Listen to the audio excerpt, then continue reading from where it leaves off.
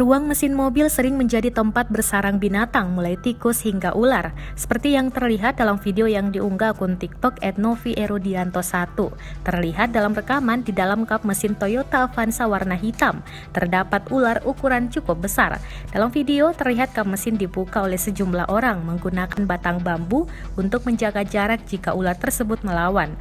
Mengutip dari kompas.com, ada beberapa hal mengapa ular masuk ke dalam rumah, dan dalam hal ini ialah kap mesin mobil.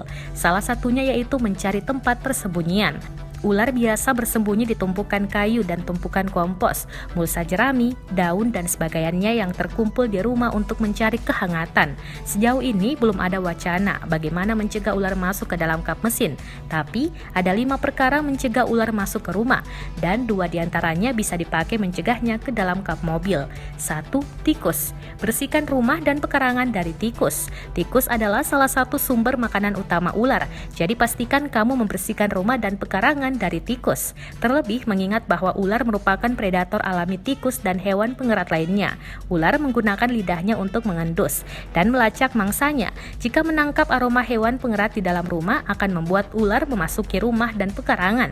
Seperti diketahui, tak sedikit kasus tikus bersarang di kap mobil apalagi jika mobil jarang dipakai atau dipanaskan. 2. Menutup lubang.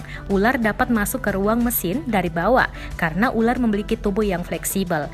Mereka dapat dengan mudah menyelesaikan diri bahkan melalui celah yang paling datar tanpa ada yang memperhatikan.